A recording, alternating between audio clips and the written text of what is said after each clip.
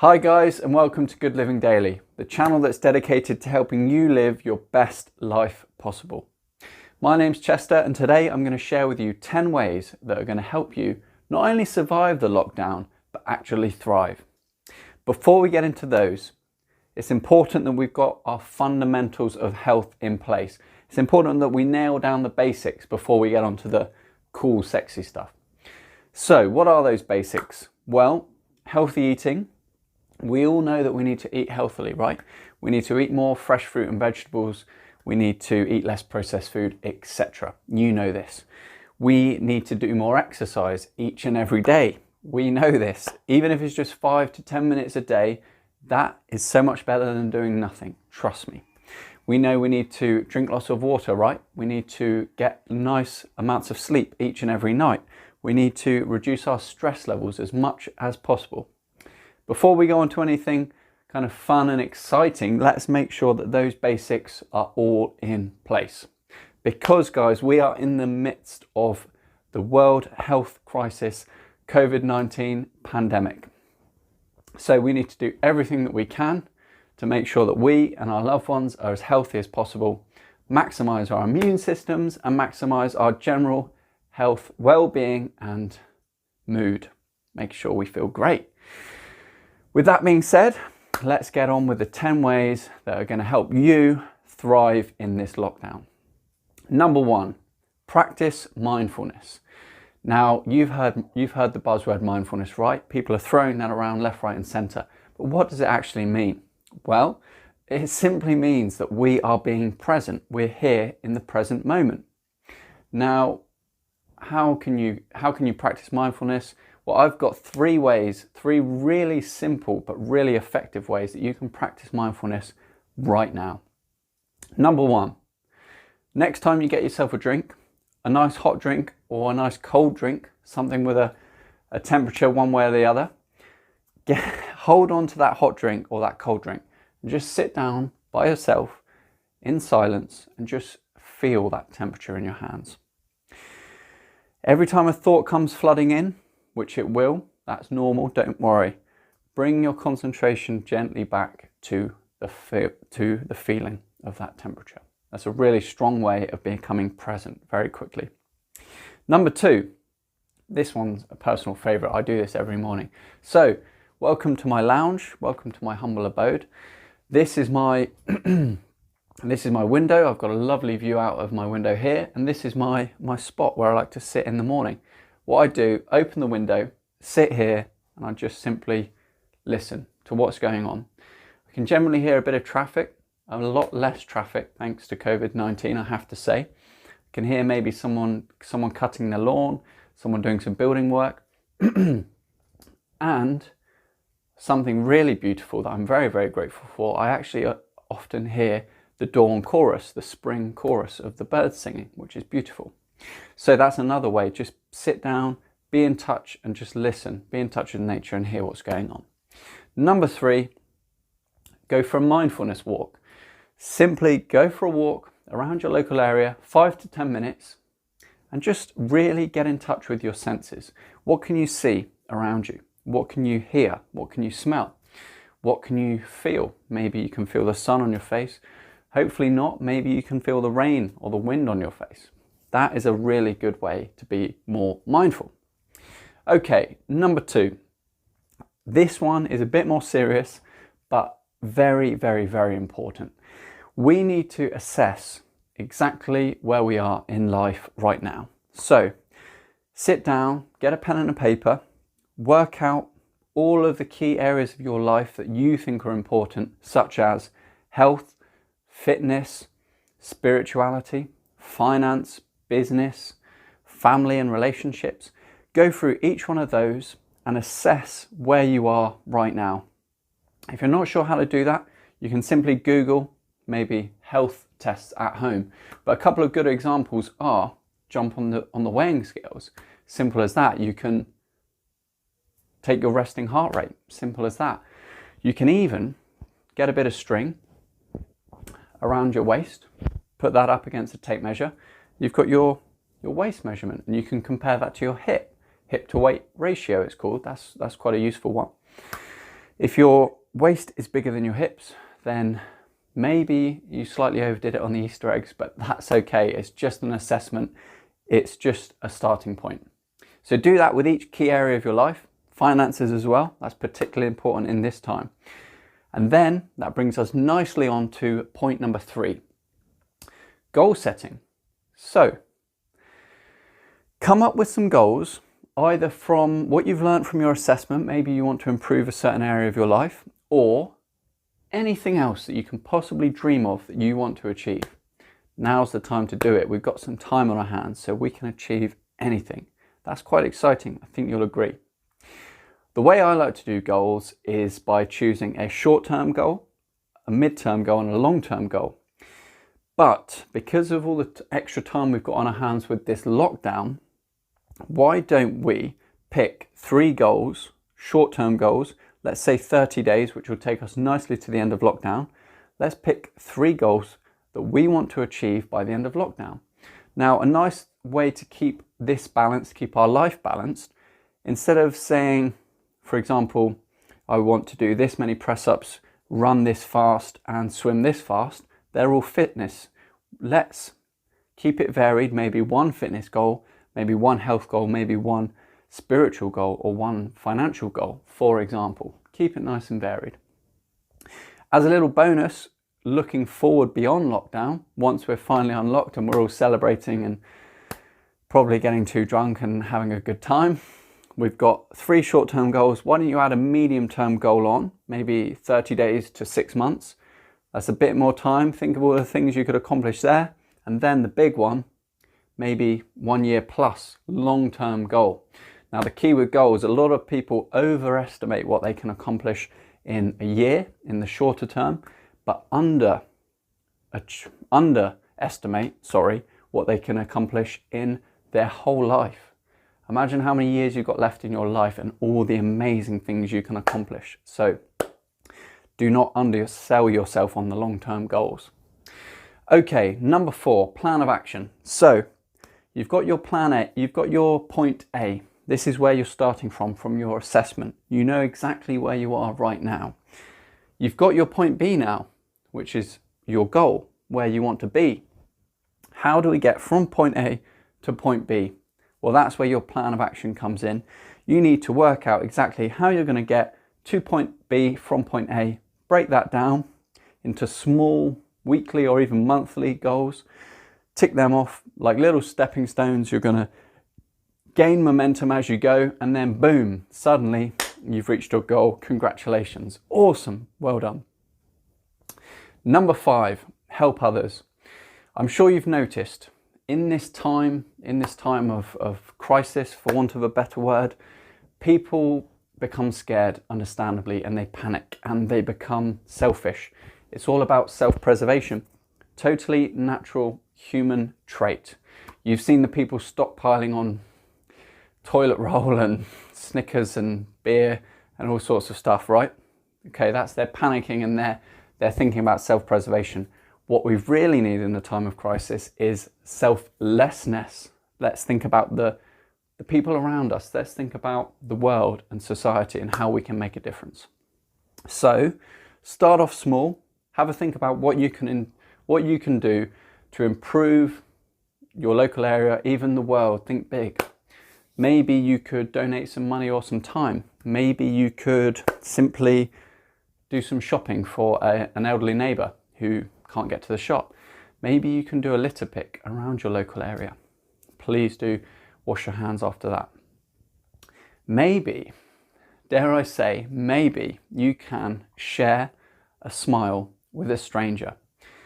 Now, in this time of need, that smile could have such an amazing positive impact on that person. They may need that smile so much more than you can ever know. So give that one a try. Number 6, improve your living space. Here in the UK, we are allowed out once a day for an hour. That makes me laugh. It sounds like we're in prison. We're not. It's all good. And some countries aren't allowed out at all. So I'm very, very grateful. But that leaves us with 23 hours, if not more for some of us, 23 hours a day in our home. So why don't we make our homes as nice as they possibly can be? Maybe a lick of paint here and there, maybe buy some houseplants, maybe make it a little bit feng shui, that could be cool, and make the flow of the place a little bit better. Do you think that that would significantly improve your mood and well-being? It certainly will. Give that one a try. Number 7, writing a journal. Keeping a journal is a really powerful tool that certainly helped me in my life recently. Now, have you ever been very angry or very anxious, some kind of strong negative emotion, and you talk to someone about it and you kind of vent and you kind of let those feelings out, and you feel like a weight's been lifted off your shoulders, right? A journal kind of serves the same purpose. It allows you to get your thoughts and feelings out of your mind and free up a lot of space for more creativity and more peace of mind. Not only that, you can write down all of your assessments, all of your goals, all of your plans, and you can go back, check those each day, monitor your progress, and give a nice big tick when you've accomplished them. It's really, really nice to look back through previous year's journals, by the way, and see how far you've come. That's a really powerful thing. Lastly, we are living in a truly historic period of time. Our grandkids, our great-grandkids are going to be taught about the COVID-19 pandemic in 2020. That crazy, gnarly stuff that happened back then. We're living it right now. We're in it. This is amazing. This is part of history. So why not keep that journal, keep a note, keep a record, all the things that are happening day by day in the world and how you're feeling about those. And you can look back in years to come and see this amazing little time capsule. You can show your kids and your grandkids, and you can help share this story with the world. So start keeping a journal. Number 8, get educated. We are in the information age. This is a beautiful, beautiful time to be alive. You can learn about any subject under the sun. Please keep them all positive. Don't, for example, learn how to steal a car. I don't know. Let's keep them nice and helpful to society. But you can learn about anything at all that you want. You can do a bachelor's degree. You can do a master's degree. You can even do a PhD from your own home, thanks to the wonders of modern technology. So get on board with that. This is all about striving to thrive throughout lockdown, so we can emerge out the other side like a beautiful butterfly from the chrysalis, an even better and stronger, healthier, happier person on the other side. And education is a really great way to do that. Number 9, stick with me, we're almost there. Number 9, spend more time with your family. This is very, very important and a really beautiful, amazing thing that we can all do more of. Now, it's really important all the time, but particularly in a time of crisis and in a time of need like this. Think about the family that you see a lot of. Think about the family you don't see as much of. Maybe you've got some elderly relatives and you can reach out to them. It would truly brighten their day, I know it, and it will make you feel better as well. So think about that. Obviously, you can connect using video call in this day and age if you can't see them face to face. So think about that, reach out to your family and share some love and some positivity. Number 10. So before I share the last way to help you thrive in lockdown, I just want to say thank you very much, sincerely, from the bottom of my heart. Thank you for sticking with me to the end. I hope you've enjoyed this video. If you have, please like the video, click subscribe and click the bell notification icon so you can stay up to date with all the amazing, great free content that Good Living Daily is going to release. And please do share it with friends and family who you think will enjoy it or hopefully benefit from this video. Now, as a little reward for staying to the end, I have saved for you the best tip to thrive in lockdown It's so good, it's going to transform your life, I promise you.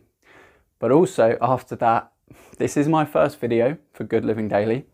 So, as I say, I hope you've enjoyed it and thank you.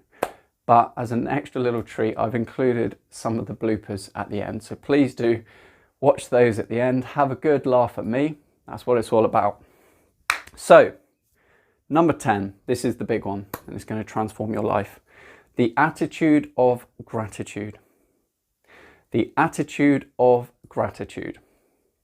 It will transform your life. Once we start being grateful, we transform our life, our mindset from negativity, from lack, instantly to one of positivity and abundance. Think about this. It is psychologically impossible for you to feel any negative emotions when you're feeling grateful. So please try that right now. Think about what you have to be grateful for. If you can't think of anything, then I'm going to help you. But I struggle to believe you can't think of anything. But just in case you can't, let's say that you've watched this video and you've watched it with healthy eyes. That's a huge thing to be thankful for. Can you hear me with healthy ears? Are you healthy in general in this health crisis? Have you got a roof over your head? Have you eaten today? Have you exercised? Have you got a working body? Have you got love in your life? Have you got friends and family around you? Have you got support from your employer, your previous employer, your government, hopefully? Are you watching this on a smartphone, laptop, computer? Millions of people throughout the world don't have these things, and we have so much to be grateful for. I am grateful to you for watching. Thank you very, very much. Please enjoy the bloopers in just a second. One last thing before I go. Once we're unlocked, as my friend Lady Catherine likes to say, once we're unlocked, please don't slip straight back into the old ways. Let's really work on improving ourselves in lockdown to go out and be better people and make the world a better place after lockdown. But let's also reflect on this time, what we've learned during this time.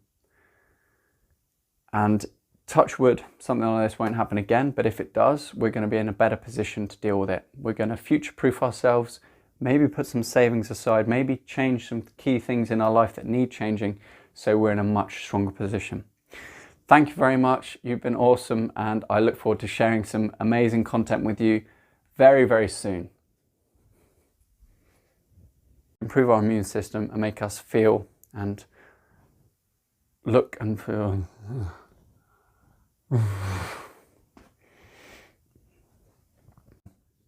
We're in one of them to be grateful for. Start this now, keep it going throughout the day. Fuck me. And the rest of your life.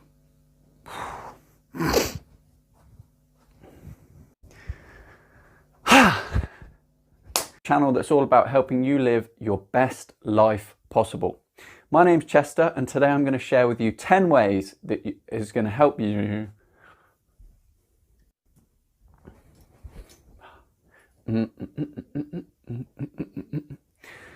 we need to drink more water.